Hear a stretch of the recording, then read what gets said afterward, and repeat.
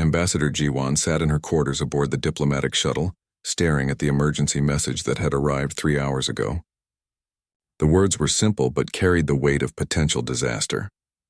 The Galactic Council demanded her immediate presence. No explanation.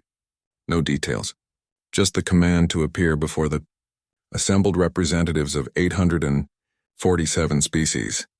She looked out the viewport at the massive station that orbited Axiom Prime. The council chamber was a monument to alien engineering, a structure so vast that Earth's moon could fit inside it with room to spare. Lights glittered across its surface like stars, each one representing a different species, a different world, a different culture that humanity was still learning to understand. 15 years. That was how long humans had been part of this galactic community. 15 years since the Velkari Empire had made first contact with Earth. 15 years of learning that humanity was not alone, that the universe was full of life, and that most of that life viewed humans as primitive newcomers who had barely learned to walk among the stars. The shuttle docked, and Jiwan made her way through corridors that seemed designed to make smaller species feel insignificant. The architecture was grand, imposing, meant to remind everyone that the council had existed for thousands of years before humanity even discovered fire. She entered the council chamber and immediately sensed something was wrong. The usual diplomatic murmur was absent. Instead, tension filled the air like electricity before a storm. Representatives from hundreds of species sat in their designated sections, but all attention focused on the central podium where High Mandible Krexthor stood. The Velkari were insectoid, standing nearly 3 meters tall on 4 legs with 2 more limbs that served as arms. Their exoskeletons gleamed under the chamber lights and their mandibles clicked constantly. A sound that humans had learned indicated emotion. Right now, Krexthor's mandibles were clicking rapidly, a sign that Jiwan had come to associate with satisfaction or pleasure. That worried her more than anything else. The Quintari arbitrator hovered above the assembly, its form composed entirely of energy, contained within a force field. The ancient beings served as the council's judges and mediators, supposedly neutral in all disputes. But the pulsing red color of its energy form suggested agitation or perhaps anger. Jiwan took her seat in the human section, one of the smallest in the chamber. Humanity controlled only 40 star systems. The Velkari controlled thousands. The disparity was obvious to anyone who looked at the seating arrangements. Krexthor began speaking, his voice translated into hundreds of languages simultaneously by the chamber's systems. Honored members of the council, we gather today to address a grave threat to galactic peace. The human species' newest members of our community have begun acts of aggression in disputed space. Jiwan's blood ran cold. Aggression? Humans had been scrupulously careful to avoid any conflicts. Their expansion into space had been methodical, peaceful, always negotiated. The Velkari representative activated a holographic display. Footage played for the entire council to see. Human ships clearly marked with Earth's insignia, firing on Velkari mining operations, explosions, destruction. The evidence seemed damning, but Jiwan had spent years studying alien technology and communication. She could see the subtle inconsistencies in the footage. The timestamps were wrong. The ship movements didn't match human piloting patterns.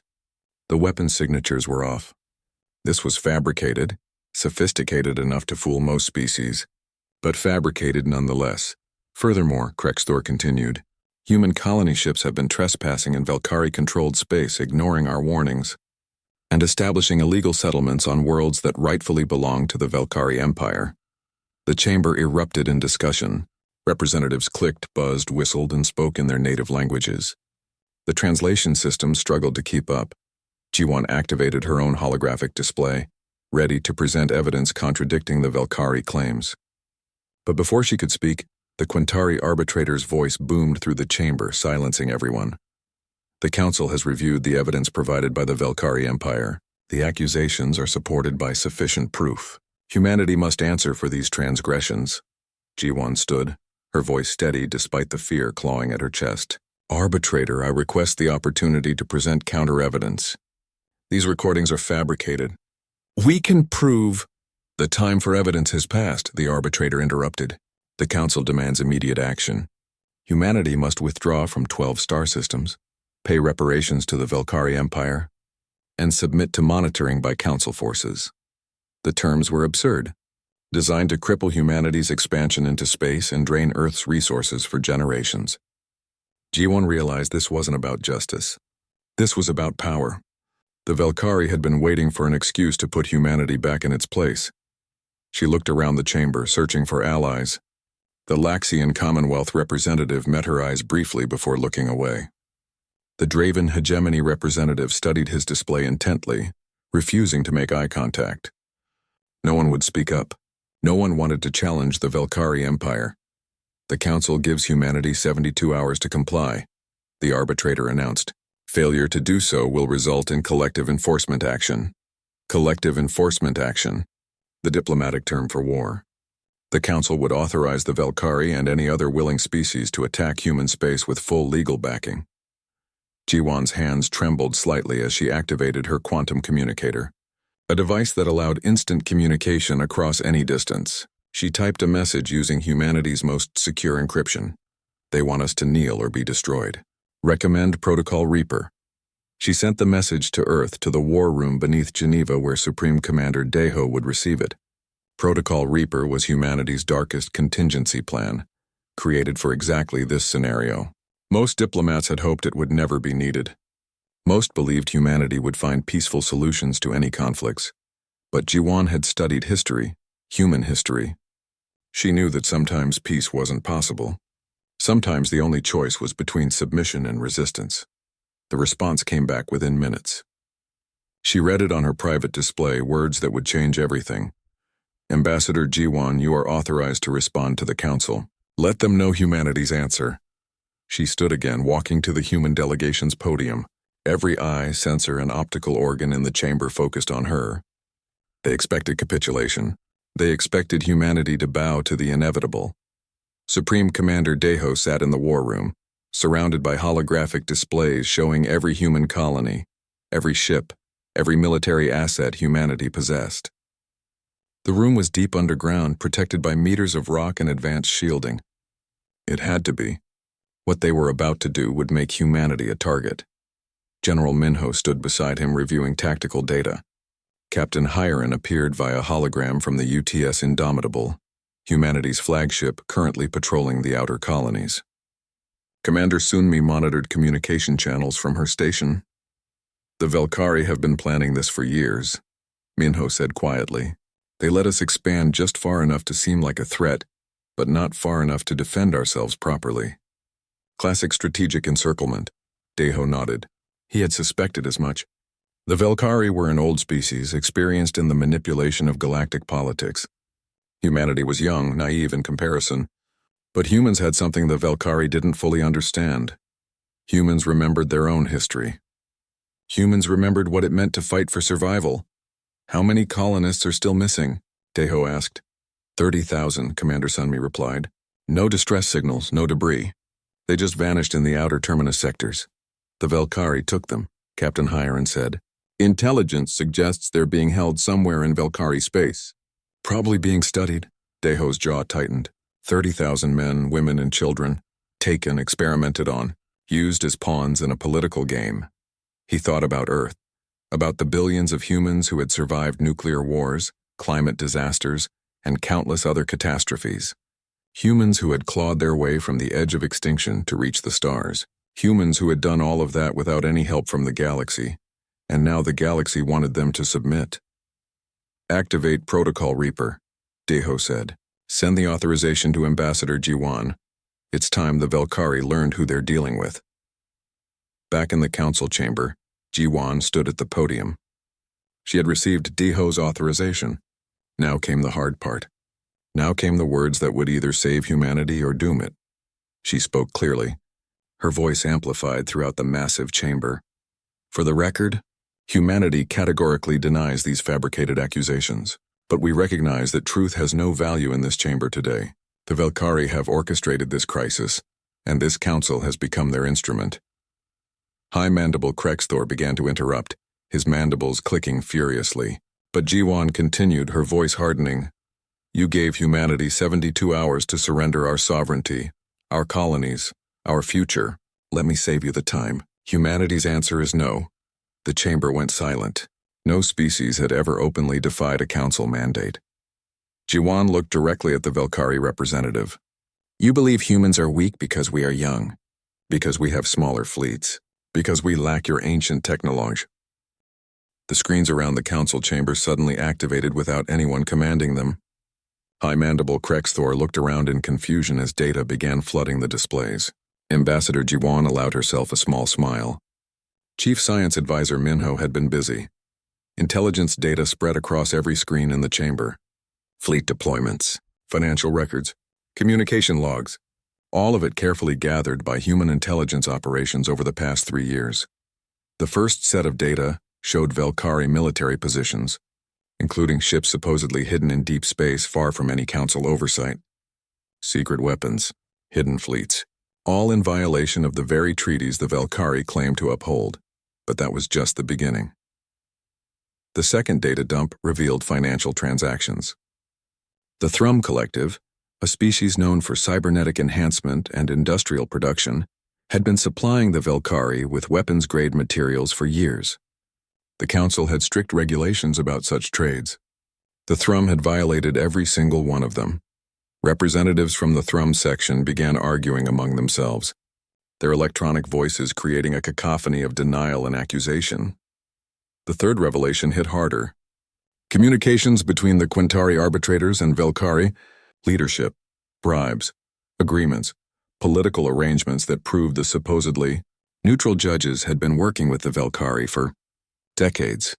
The Quintari arbitrators' energy form flickered, shifting from red to a sickly yellow color that indicated distress. But Jiwan had saved the worst for last. The final data showed something that made even the most jaded council members react with horror. The Velkari had been abducting civilians, not just humans, but members of 17 different species, taking them to secret research facilities, conducting genetic experiments, treating sentient beings like laboratory animals. Images filled the screens. Holding cells, medical equipment, beings in various states of distress, and in one section, clearly marked, were the 30,000 missing human colonists. The chamber erupted into chaos. Species that had remained silent suddenly found their voices. Accusations flew. Representatives demanded explanations. The careful political order that had kept the council stable began cracking. Jiwan let the chaos build for a moment before speaking again, her voice cutting through the noise. This council is compromised. This council is corrupt. And as of this moment, humanity withdraws from the Galactic Council and recognizes no authority but its own. Every species in the chamber understood what that meant. Humanity was declaring independence from galactic law. They were making themselves outlaws. Before anyone could respond, a hologram materialized in the center of the chamber. Supreme Commander Deho stood there, larger than life, his image projected from Earth across light years of space. The prosthetic arms that replaced the limbs he had lost in the Mars colony wars gleamed under the chamber lights. His face was calm, but his eyes held the hardness of someone who had seen war and was prepared to see it again. I am Supreme Commander Deho of the Terran Defense Initiative. His voice boomed through the chamber. As of this moment, a state of war exists between humanity and the Velkari Empire. The chamber went completely silent. War. The word hung in the air like a physical thing. But let me be clear to every species listening. Deho continued. This is not your war. Any species that interferes on behalf of the Velkari will be considered a hostile combatant. Any species that remains neutral will be respected. Any species harmed by the Velkari will find humanity willing to offer aid. He paused, and Jiwan could see representatives frantically communicating with their home governments, trying to decide which side to take. The Velkari believe they can destroy humanity because we are few and young. They are wrong. Humans don't fight wars to win battles. We fight wars to win wars. We will fight in space. We will fight on planets. We will fight in atmospheres that poison us and temperatures that kill us. We will modify ourselves, our weapons, and our tactics. We will learn. We will adapt. And we will not stop until the Velkari Empire begs for peace or ceases to exist. High Mandible Krexthor finally found his voice. You dare threaten the Velkari Empire? We control 40% of known space. Our fleets number in the thousands. You have barely 200 ships. Daiho looked directly at the Velkari representative. Then this should be easy for you. The hologram vanished, leaving the chamber in stunned silence. What nobody in the council chamber knew was that at that exact moment, Captain Hiren and the UTS Indomitable were already deep in Velkari space. They had jumped to faster-than-light speed the moment Protocol Reaper was activated. The Indomitable dropped out of FTL inside the Velkari home system, the first human ship to ever enter the heart of the Velkari Empire. Every alarm on every Velkari defense station began screaming at once.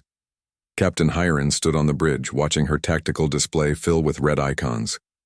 Hundreds of Velkari defense ships, orbital platforms, planetary shields, all of it activating in response to the intrusion. "Captain, they're hailing us," her communications officer reported. "Multiple demands to surrender or be destroyed." "Ignore them," Hiren said calmly. "Begin the broadcast." The Indomitable transmitted on every frequency, civilian and military alike. Every Velkari in their home system heard the same message. "Your fleets are out of position. Your leadership thought themselves safe.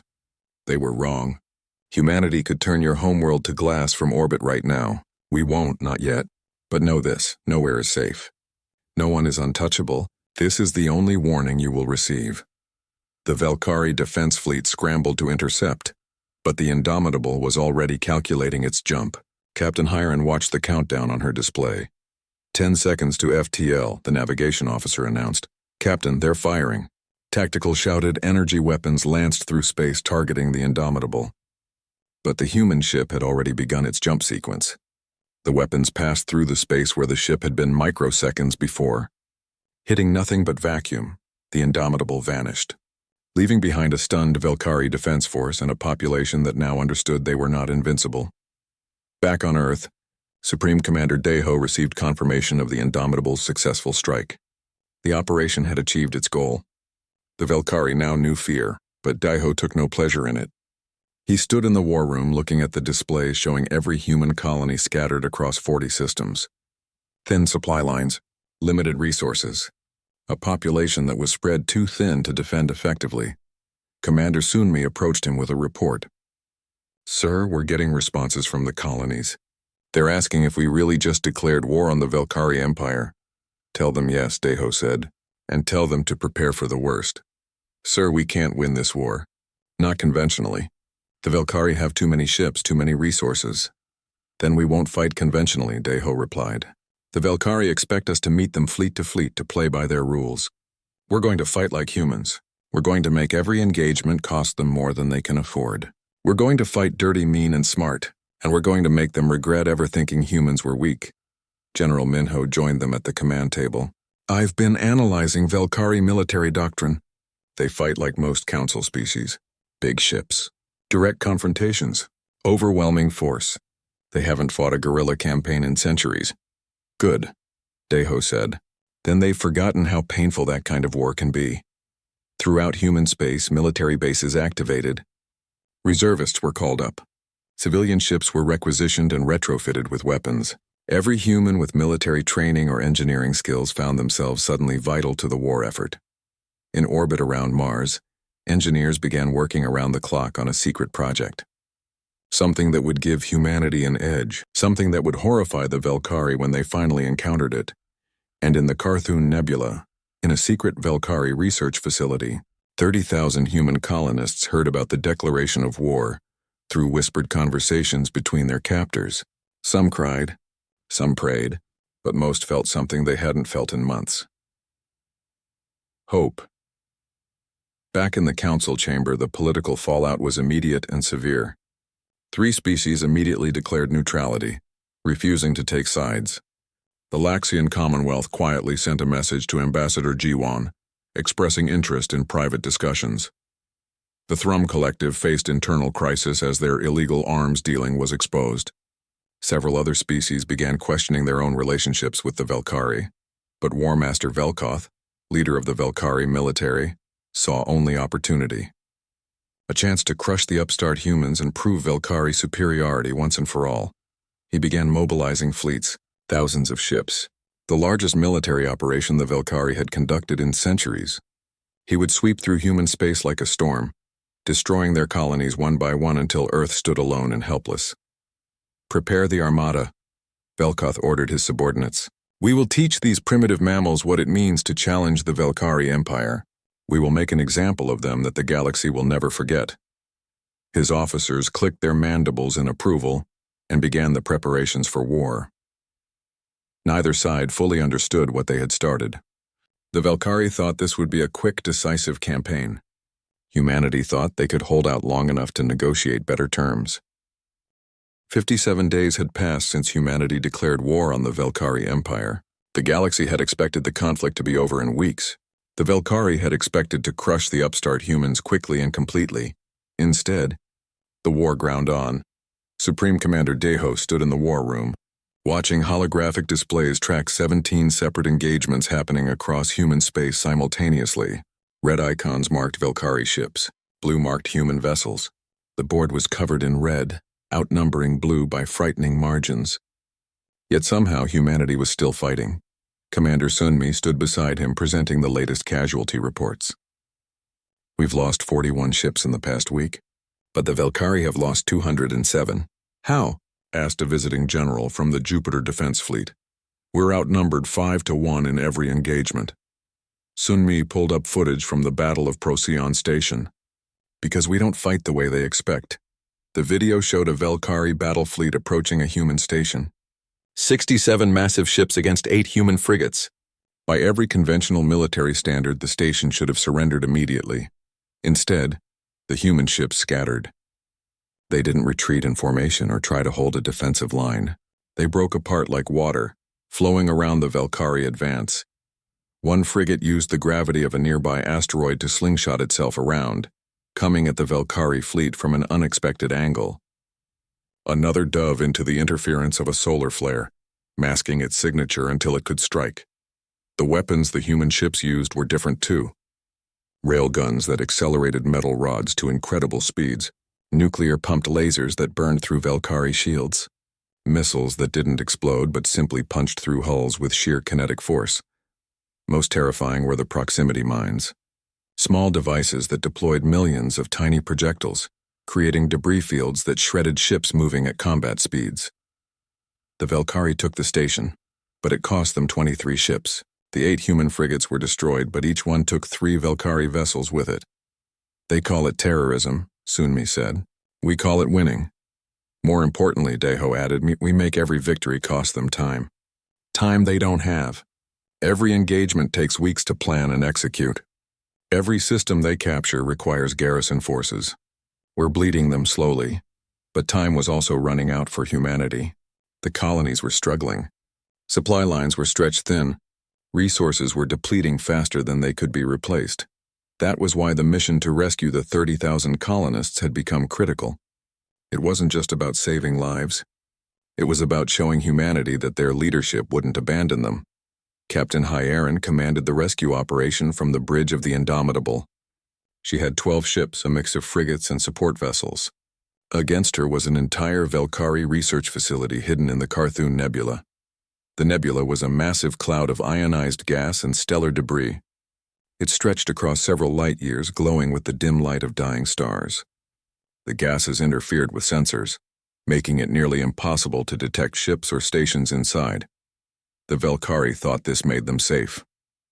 They didn't understand that humans had evolved on a planet with thick atmosphere and complex weather patterns. Human pilots could fly by instinct where alien pilots needed instruments. Lieutenant Taejin led Dragon Squadron into the nebula. His fighter craft had been modified from atmospheric designs, built to fly in gas and clouds rather than open space. Where Velkari sensors showed only static, human eyes could see patterns, flows, differences in density. Dragon Leader to Indomitable, Taejin's voice crackled over the radio. "We found the facility. Transmitting coordinates now." The station appeared on Hyeron's displays. It was massive, built to mine resources from the nebula while conducting secret research far from prying eyes, heavily defended with automated weapons and a garrison of Velkari soldiers. "All ships begin attack run," Hyeron ordered. "Marines prepare for boarding." Lieutenant Seojin checked his combat armor one last time. Behind him, 200 Marines did the same. They were the best fighters humanity had, trained in zero-gravity combat and equipped with weapons designed specifically for ship-to-ship fighting. The Indomitable and her escorts launched their assault. Missiles streaked through the nebula's gases, leaving glowing trails. The Valkyrie defenses activated, filling space with energy weapons and counterfire. Human ships twisted and dodged, using the nebula's interference to their advantage. They weren't trying to destroy the station. They couldn't risk killing the hostages inside. They just needed to clear a path for the Marines. Breach pods away, the tactical officer announced. Small armored pods shot from the human ships, accelerating toward the Valkyrie station. Point defense systems tried to intercept them, but there were too many coming from too many angles. The pods slammed into the station's hull, shaped charges blowing holes through the outer armor. Marines poured through, their magnetic boots locking them to surfaces as they fought in zero gravity. Lieutenant Seojin led the first team through a maze of corridors. The Valkyrie defenders were larger and stronger, but they weren't used to fighting in confined spaces. Human soldiers used speed and tactics, working in teams covering each other. "Detention block 3 this way," someone shouted. They fought through corridor after corridor, leaving disabled Valkyrie soldiers in their wake. Finally, they reached the detention area. The doors opened to reveal rows of holding cells. Inside were humans, 30,000 of them, men, women, children. Some were injured. Many showed signs of medical experimentation. All were alive. "This is Lieutenant Seojun to all colonists," he broadcast. "We're here to take you home." But then alarms began blaring throughout the station. Warning lights flashed red. Self-destruct activated. A Valkyrie automated voice announced in multiple languages. 15 minutes to detonation. The Valkyrie had a failsafe. If they lost the station, everyone inside would die. Chief Engineer Jisoo was already running toward the reactor core with her team. They had trained for this scenario, studied captured Valkyrie technology, and prepared contingencies. The reactor room was chaos. Energy readings spiked dangerously. The countdown continued remorselessly. 14 minutes. 13 minutes. Jisoo's hands flew over the alien controls. The interface was different from human systems, but energy was energy. Physics was physics. "I can't stop the countdown," she reported to Captain Hyarin, "but I can vent the reactor. Prevent the catastrophic explosion." "Do it," Hyarin ordered. "All ships, prepare for emergency evacuation.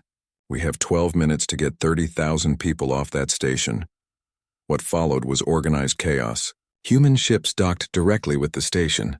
Marines guiding colonists through corridors at a run. Children were carried. Injured were supported. Everyone moved with desperate speed.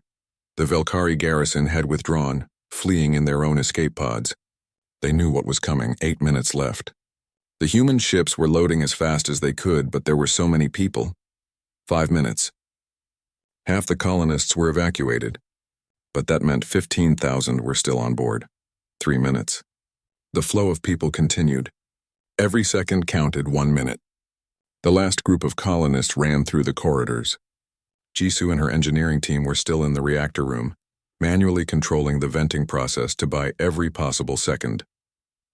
30 seconds. "Jisoo, get out of there!" Hyarin screamed over the radio. "Not yet," Jisoo replied calmly. "Almost done. 15 seconds. The last colonists cleared the airlocks. Marines pulled Jisoo and her team from the reactor room, running for the evacuation points. 5 seconds. The human ships disengaged from the station, engines firing at maximum burn. 0. The station didn't explode. Instead, it vented atmosphere and energy in a controlled release, exactly as Jisoo had programmed. The structure remained intact, merely disabled, but the human ships were clear, accelerating away from the dying station. On board, 30,000 colonists sat in crowded cargo holds and corridors, exhausted, traumatized, but alive. Captain Hyarin allowed herself a moment of relief before reality set in. They still had to get out of the nebula. The Valkyrie would send reinforcements. The war was far from over, but they had won this battle. They had rescued their people. Back on Earth, news of the successful rescue spread like wildfire. Humanity had struck at the heart of Valkyrie space, saved 30,000 people, and escaped. It was the first clear victory of the war. More importantly, it changed the psychological dynamic. Humanity wasn't just defending. They were taking the fight to the enemy. Ambassador Jiwan met secretly with representatives from the Laxian Commonwealth on a neutral station. The Laxians were aquatic beings, their spokesperson communicating through a translation device that rendered their underwater speech into words. "Your species shows remarkable determination," the Laxian said. "We have been watching the war with interest." "Then you know the Velkari need to be stopped," Jiwan replied. "We know that the balance of power in the galaxy is shifting. The Velkari have dominated through fear for too long. But we are cautious. Openly opposing them could bring their fleets to our worlds." Jiwan leaned forward. "What if I told you that humanity doesn't need military allies right now? What we need is information. Intelligence on Velkari fleet movements. Heads up on their strategies. In exchange, we can offer protection for your trade routes." The Velkari armada emerged from faster-than-light travel at the edge of the solar system. 3,000 ships filled the darkness of space, their hulls gleaming in the distant light of the sun. It was the largest military force assembled in recent galactic history. War Master Velkoth stood on the bridge of his flagship, the Sovereign Vengeance. His mandibles clicked slowly, expressing satisfaction. Before him lay the human homeworld, defended by what his sensors detected as fewer than 80 ships. "Advance toward the inner system," he ordered. "Maintain formation. I want overwhelming force visible at all times. Let the humans see what they face." The armada began its journey inward, passing Neptune's orbit. Velkoth expected desperate resistance. Instead, he saw human ships retreating, falling back toward Earth, running. It confirmed everything he believed about humans. They were cowards at heart, brave only when they thought they could win. He was wrong. On Ganymede Station, orbiting Jupiter, Commander Sunmi watched the Velkari fleet advance on her tactical displays. She waited until they were exactly where she wanted them. "All platforms, weapons free," she said calmly. Throughout the outer solar system, thousands of objects that Velkari sensors had dismissed as old mining equipment suddenly activated. They weren't mining equipment. They were weapons platforms carefully positioned over months, designed for one purpose: railguns. Each platform had a simple design: a long barrel, a power source, a basic targeting computer, and ammunition in the form of tungsten rods, each weighing several tons. The platforms began firing. In space, with proper calculations and patience, projectiles needed no guidance systems. Physics did the work. The tungsten rods accelerated to 8% of light speed, crossing the distance to the Velkari fleet in minutes. The Velkari shields were designed to deflect energy weapons. They worked on principles of electromagnetic fields and force distribution. They were excellent against lasers and plasma. They were completely inadequate against metal rods moving at relativistic speeds. The first rod struck a Velkari cruiser amidships. The impact was catastrophic. The rod didn't explode. It didn't need to. Its kinetic energy was so immense that it simply punched through the ship, the friction of its passage turning metal into vapor. The ship broke in half. 47 more Velkari ships died in the first 20 minutes. No warnings, no chance to evade. Just sudden terrible destruction from weapons platforms the Velkari hadn't even noticed were armed. "Evasive maneuvers," Velkoth shouted. "Accelerate toward Earth!" "Get out of their range." The armada broke formation, ships bunching together as they raced toward the inner system. It was exactly what Commander Sunmi had wanted. Panic them, force them to cluster, make them easier targets for the next phase. Lieutenant Wujin commanded what remained of humanity's asteroid belt mining fleet. These weren't military vessels. They were industrial ships designed to extract resources from rocks floating in space. Their crews were miners, engineers, and technicians who had volunteered for what everyone knew was a suicide mission. The Velkari fleet entered the asteroid belt, forced to slow down and navigate the debris field. That was when Wujin gave the order. Detonate drilling charges. Throughout the belt, on asteroids that human miners had been working for weeks, explosive charges activated. The asteroids fractured, sending debris across the Velkari's path. Millions of rocks, from pebbles to boulders, suddenly occupied space where the alien fleet needed to go. The Velkari ships tried to maneuver, but they were moving too fast, packed too tightly together. Collisions were inevitable. Then Wujin's mining ships revealed their real weapon: magnetic accelerators designed to launch ore containers to processing stations could launch anything, including chunks of metal-rich asteroids. The mining ships began hurling multi-ton rocks at the Velkari fleet. It was crude. It was inelegant. Against any other opponent, it would have been laughable. But physics didn't care about elegance. Mass times velocity equals force. The rocks hit like ancient siege weapons, overwhelming shields and crushing hulls. 112 more Velkari ships were destroyed or crippled. The mining fleet lost 47 vessels, rammed by Velkari ships or caught in explosions. But every miner knew they had bought Earth precious time. The surviving Velkari fleet, now reduced to around 2,800 ships, finally reached Mars orbit. Warmaster Velkoth was furious. He had lost hundreds of ships to what amounted to industrial equipment and debris. The humans were making fools of the Velkari Empire. This ends now, he snarled. All ships prepare for engagement. Destroy everything between us and Earth. Captain Hiren commanded Earth's defense fleet from Mars orbit. She had 23 combat ships, including every frigate humanity could spare, against 2,800 Velkari vessels. She smiled grimly. The Velkari thought they were about to win. All ships execute pattern Omega, she ordered. The human ships scattered, using Mars itself as cover. They didn't fight in formation. They didn't try to hold a defensive line. Instead, they darted around the planet, using its atmosphere and magnetic field to mask their movements. The Velkari deployed fighter craft, thousands of small attack vessels designed to hunt down human ships. They swarmed through Mars's orbit like angry insects. That was when fighter pilot Yunji led humanity's interceptor squadrons into battle. Her pilots dove into Mars's upper atmosphere, where the thinner air created turbulence and interference. Velkari pilots weren't trained for atmospheric combat. Most Council species fought in space, where physics was predictable and movements were calculated. Human pilots, descended from atmospheric flyers on Earth, understood wind and pressure and drag. Yunji led her squadron through a maneuver that would have been impossible in space. She dove deeper into the atmosphere, letting Mars's gravity pull her down, then used the thicker air at lower altitude to make a sharp turn that her Velkari pursuers couldn't match. 3 Velkari fighters tried to follow. The atmospheric pressure tore them apart. The battle for Mars raged for 6 hours. It was brutal, desperate combat. Human ships used every trick they knew, hitting from unexpected angles, using the planet's geography, fighting like cornered animals. When it was over, the Velkari had pushed through, but they had lost another 300 ships. The Indomitable was severely damaged, her hull scarred and her engines barely functional. Captain Hiren gave the order she had been dreading.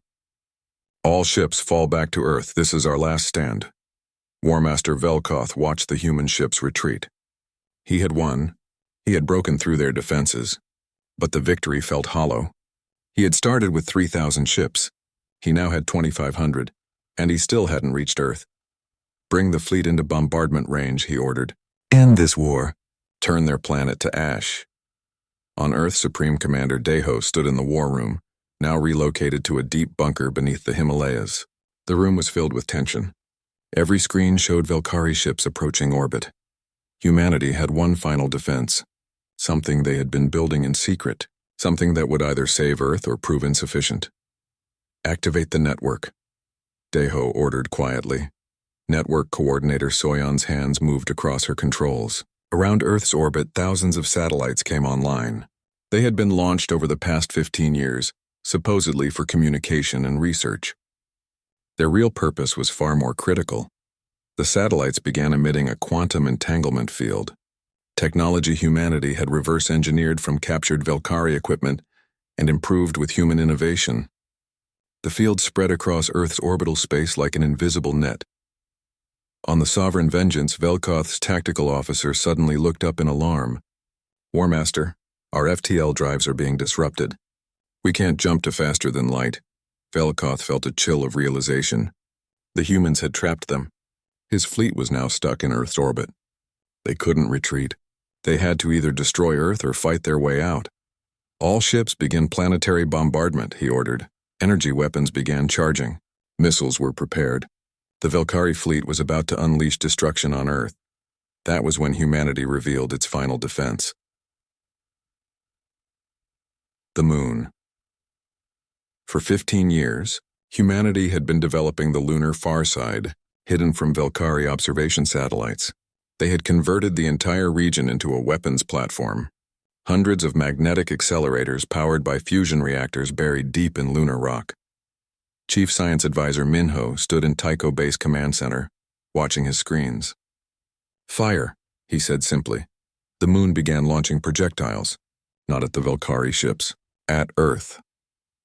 The payloads were interceptor satellites, small automated defenders with one mission: stop anything trying to reach Earth's atmosphere. Thousands of them created a defensive sphere around the planet. The Velkari fired energy beams, missiles, kinetic weapons, everything they had. The interceptor network engaged, destroying 99% of what was launched. Small explosions filled Earth's orbit like fireworks. The 1% that got through the interceptors hit another layer of defense: energy shield satellites creating a protective barrier around the planet. Most weapons were deflected or dissipated. A few made it through. They struck Earth's surface. Cities were hit. People died, but Earth survived. And while the Velkari fleet focused on the planet, every human warship still capable of fighting attacked from behind. The damaged Indomitable, limping frigates. 3 months after the Battle of Earth, the solar system was slowly rebuilding. Construction crews worked around the clock repairing orbital stations.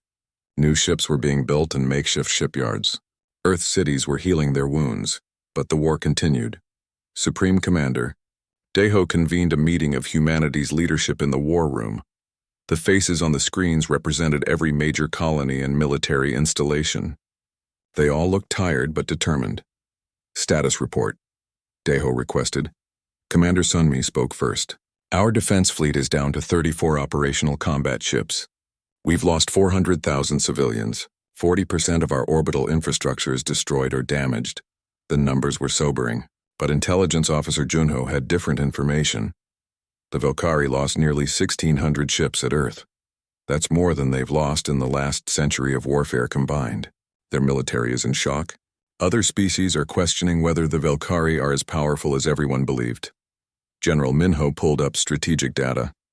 "We have a window, 6 to 8 months before the Velkari can rebuild their fleet strength. If we hit them now, we can end this war on our terms." "With 34 ships?"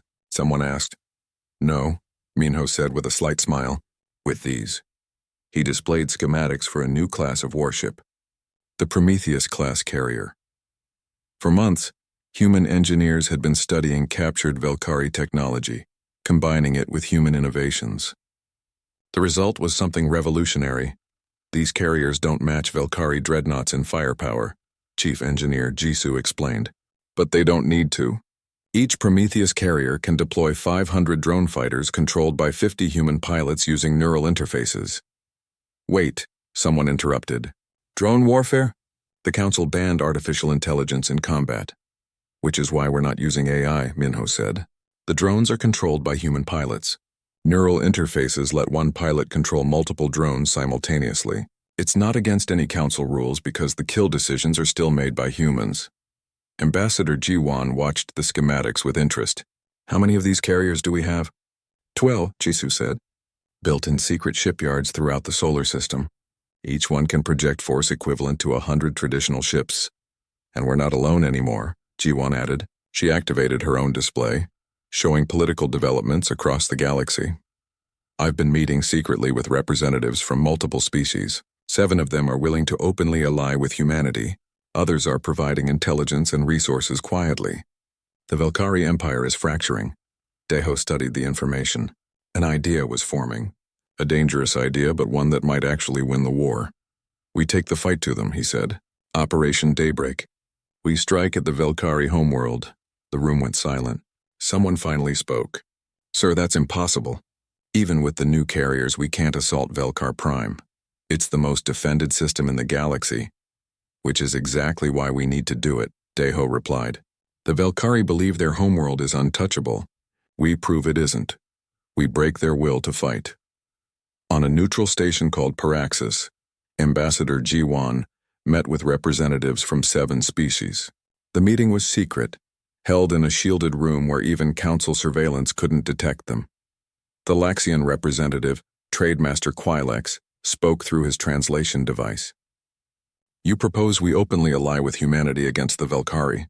This could bring their fleets to our worlds. The Valkyrie fleet is broken, Jiwan replied. They lost over half their attack force at Earth. Right now, they're vulnerable. If we act together, we can end their dominance forever. A representative from the Draven hegemony, a species of reptilian beings, leaned forward. What guarantee do we have that humanity won't simply replace the Valkyrie as the dominant power? Jiwan had prepared for this question. She displayed a document on the holographic projector. The Charter of Free Species, a new framework for galactic cooperation. No species holds special power. Decisions require majority approval. Mutual defense is mandatory. Open trade is guaranteed. Every species has equal voice. The representative studied the charter. It was revolutionary. The current Galactic Council was dominated by ancient species who had held power for millennia. This charter would change everything. The Valkyrie demanded submission, Jiwan continued. Humanity offers partnership. Join us and we reshape the galaxy together. After hours of negotiation, the Alliance of Free Species was formed. 8 species, including humanity, committed to opposing Valkyrie dominance and supporting the new charter. 3 days later, news of the alliance spread across the galaxy. 12 more species immediately requested to join. Captain Hyeron stood on the bridge of the UTS Indomitable II, a new Prometheus-class carrier. She had recovered from her injuries, and her new command was the most advanced ship humanity had ever built. Her fleet consisted of 20 human ships and 40 vessels from allied species. Their target, the Valkyrie shipyards at Carthun, the nebula where human colonists had been held. All ships, prepare for jump to FTL, she ordered. The fleet emerged from faster-than-light travel inside the nebula. The Valkyrie defenders scrambled to respond, but they were unprepared for what came next. Hyeron activated the carrier's drone systems. Launch all fighters. 500 small, fast craft poured from the Indomitable II's launch bays. Each one was controlled by human pilots using neural interfaces. Their consciousness extended into the machines. Pilot Taejin, now squadron commander, controlled 12 drones simultaneously. His mind processed information from 12 different perspectives, coordinating attacks that no single pilot could achieve. The drones swarmed the Valkyrie defenders like angry wasps. They were too small to target effectively, too numerous to stop, too coordinated to escape. The Valkyrie ships found themselves overwhelmed by an enemy they couldn't fight. In 6 hours, the battle was over. The Carthun shipyards, capable of producing 80 ships per year, were destroyed. The Valkyrie lost 200 defenders. The Allied fleet lost 17 ships. News of the victory spread quickly. 3 more species joined the alliance, but War Master Velkoth was not finished. Disgraced by his defeat at Earth, he convinced the Valkyrie High Command to authorize one final assault. Not at Earth, but at the Draven homeworld, one of humanity's new allies. The Valkyrie struck with 800 ships, their largest remaining battle group. The Draven defense fleet numbered only 60 vessels. When Supreme Commander Daiho learned of the attack, he made a decision that would define humanity's reputation forever. Send everything we have to Draven Prime. Every available ship, every pilot, every marine. Sir, that will leave Earth defenseless, Commander Sunmi warned. Earth can take care of itself now, Daiho replied. But our allies need to know we'll fight for them as hard as we fight for ourselves. 6 Prometheus carriers, and every operational human warship jumped to Draven Prime. They arrived to find the battle already underway, Draven ships fighting desperately against overwhelming odds. The human fleet didn't hesitate. They charged directly into the Valkyrie formation, drone fighters screening for the larger ships. Squadron Commander Taejin led his drones against Valkyrie cruisers, coordinating attacks with a precision that terrified the alien defenders. Lieutenant Seojin and his Marines boarded a Valkyrie command ship, fighting through corridors until they captured the entire command staff. The Second Battle of Draven Prime lasted 18 hours. It was brutal, desperate combat. The Valkyrie fought with the fury of a dying empire. Humanity fought with the determination of a species that had learned it could win. When it ended, the Valkyrie had lost 800 ships. Humanity lost 43 vessels and 12,000 personnel. But Draven Prime stood. The impact was immediate. 12 species joined the alliance overnight. The Valkyrie Empire, which had controlled 40% of known space, found itself suddenly isolated. 7 months into the war, the alliance prepared Operation Daybreak. The assault on Velkar Prime, the Velkari homeworld. The fleet that assembled was the largest multi-species force in galactic history. 1,200 ships from 43 different species. 120 were human vessels, including all 12 Prometheus carriers. Captain Hyeron commanded the vanguard. She stood on the bridge of the Indomitable II, looking at the tactical display showing every allied ship. It was beautiful and terrifying. "All ships jump on my mark," she said. The fleet dropped out of FTL at the edge of the Velkar system. Immediately, Velkari defense platforms opened fire. 3,000 ships defended their homeworld, supported by planetary shields and orbital weapons. The battle that followed was unlike anything the galaxy had seen. 60,000 drone fighters filled space, controlled by 6,000 human pilots whose minds moved across the battlefield like invisible hands. Velkari defenders fought with desperation. This was their home, their planet, everything they were. But they were fighting an enemy they didn't understand. Humans who refused to surrender, allies who had found courage in humanity's example. A combined force that represented a new way of thinking about power. While the space battle raged, Commander Sunmi led a covert operation. 20 stealth ships using technology from the Laxian Commonwealth slipped past the main battle. They didn't attack the planet. Instead, they broadcast a message on every Velkari frequency.